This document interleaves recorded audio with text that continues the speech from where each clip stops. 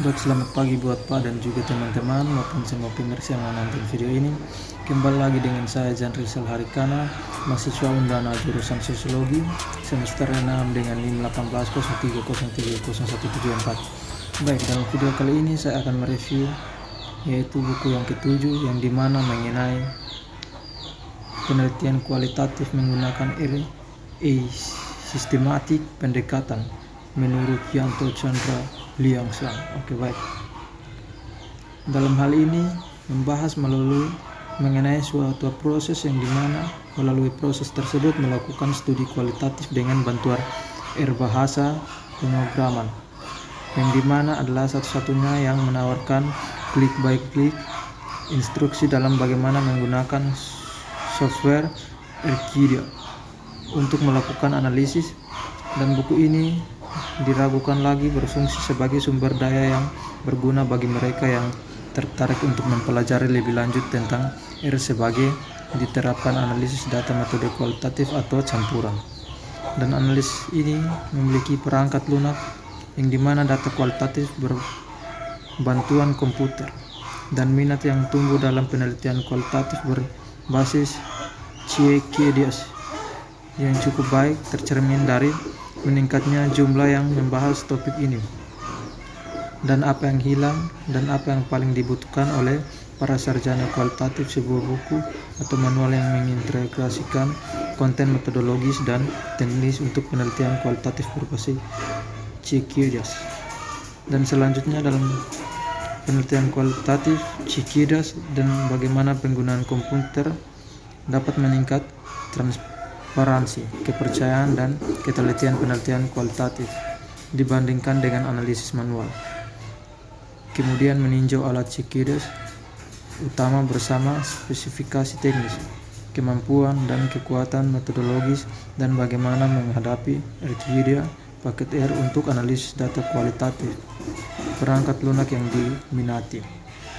Dan salah satu fungsi terpenting Ciccidias yaitu pengkodean data, pengambilan, dan berbagi, dan memanfaatkan contoh aktual dari penelitian yang dipublikasikan untuk mendemonstrasikan contoh pengkodean data, dan untuk melakukan kualitatif berbasis Ciccidias penelitian, dari mengartikulasikan pertanyaan penelitian dan melakukan literatur awal yang dimana untuk membahas pendekatan pengambilan sampel yang dapat menyusun protokol wawancara, melakukan pengumpulan data, dan melakukan analisis data, termasuk membuat struktur data dan pengembangan teori membumi.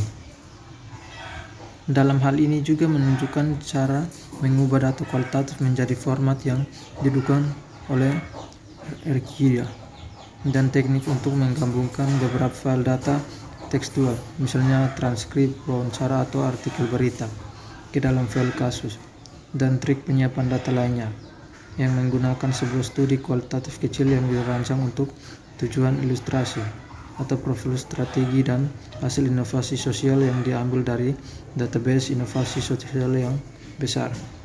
Hal ini menunjukkan bagaimana melakukan pengambilan sampel dan persiapan data secara sistematis. Dan riset kualitatif didefinisikan sebagai praktik yang digunakan untuk mempelajari berbagai hal individu dan organisasi serta alasan pendapat dan motivasi keyakinan dalam lingkungan alami. Ini melibatkan pengamat atau peneliti yang berada di lapangan yang mengubah dunia menjadi serangkaian representasi seperti catatan lapangan, wawancara, percakapan, foto, rekaman, dan memo, yang dimana banyak peneliti menggunakan penelitian kualitatif untuk tujuan eksplorasi, sementara yang lain menggunakannya untuk pendekatan pengujian teori semu.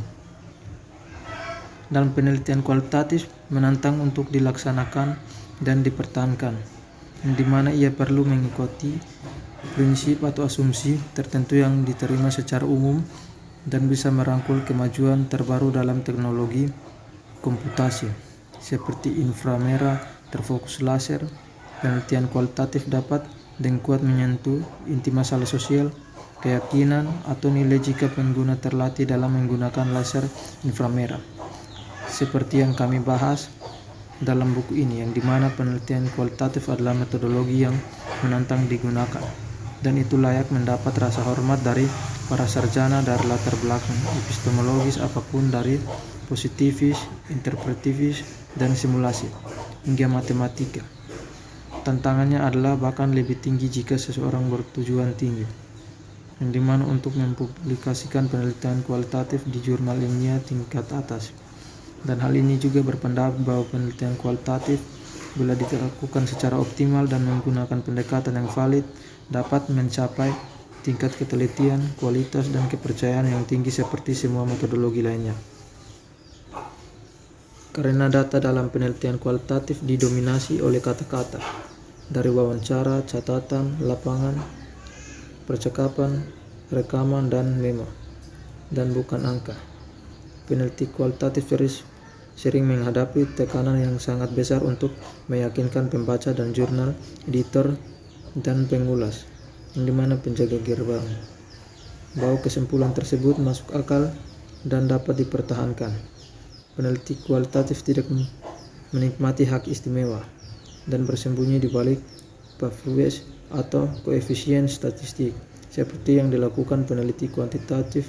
Yang mendasari masalahnya adalah bahwa ada sedikit atau tidak ada konsensus di antara para sarjana kualitatif tentang seperti apa penelitian kualitatif berkualitas tinggi itu. Dan masalah lainnya adalah kualitatif itu peneliti dilakukan secara diam-diam dalam banyak hal, yang artinya keputusan dan tindakan peneliti selama pengumpulan dan analisis data seringkali tersembunyi bagi pihak luar. Seperti sebagai ulama berpendapat penelitian kualitatif menderita tidak ada plat cetak yang diterima. Penegasan ini sebagiannya benar. Dan penelitian kualitatif adalah tenda besar yang mencakup berbagai aliran pemikiran. Ada kesepakatan umum bahwa penelitian kualitatif paling baik digunakan untuk menjawab mengapa dan bagaimana meneliti pertanyaan, tetapi tidak seberapa banyak atau sejauh mana atau bagaimana bisa. Jika sering digunakan dalam pertanyaan penelitian tentang penelitian kualitatif, ini biasanya membutuhkan pertanyaan dan jawaban terbuka vs tertutup. Misalnya itu tidak ada atau skala ordinal atau metrik, yang dimana seorang peneliti yang terlatih dalam metodologi tertentu, yang dimana kata eksperimen laboratorium atau ekonometrik, dan pekerjaan kualitatif berdasarkan landasan ontologis dan epistemologis. Misalnya menilai pekerjaan berdasarkan kualitatif pada epistemologi interpretatif konstruktivis, menggunakan interpretatif konstruktivis, metodologi versus metodologi positivis atau realis kritis. Dan pendekatan penelitian kualitatif yang berbeda, pendekatan Gioia pada dasarnya interpretivis, konstruktivis, atau apa yang kita sebut interpretivisme. Sistematis mengandalkan epistemologi interpretivis, tetapi dilandaskan dengan menggunakan pendekatan sistematis. Ada juga pendekatan Wien-Schwartz, yang dimana adalah empiris positivis atau yang kita disebut sebagai positivisme kualitatif, yaitu menerapkan epistemologis positivis pada data kualitatif. Dan Delaunay pendekatannya adalah realis kritis atau yang kita sebut sebagai realisme pluralistik. Artinya ia bergantung pada epistemologis realis kritis tetapi mengadopsi pluralistik atau tidak ada gaya tertentu lebih disukai dan pendekatan untuk melakukan penelitian. Dalam intervisme juga sering digunakan untuk penelitian yang membangun teori dan berorientasi pada penemuan, sedangkan positivisme untuk pengujian teori atau elaborasi teori atau penyempurnaan teori penelitian, yang dimana bergantung pada posisi epistemologis seseorang. Dan beberapa sarjana berpendapat demikian interpretivisme dapat mendapat respek terhadap positivisme, saling melengkapi karena realitas sosial sebagai nyata, sebagai dibangun dan ditafsirkan, dan karenanya terstruktur dalam berbagai tingkatan. Dengan demikian kedua kubu dapat digunakan untuk mempelajari lebih baik realitas sosial, yang dimana memunculkan sekularisme kritis Pendekatan Gio juga terinspirasi oleh interpretivis, konstruktivis yang epistemologis dan lebih peduli dengan memperoleh wawasan dan menghasilkan, sehingga mengeksplorasi dan menemukan konsep proses atau mekanisme baru dan akhirnya menghasilkan model proses atau teori.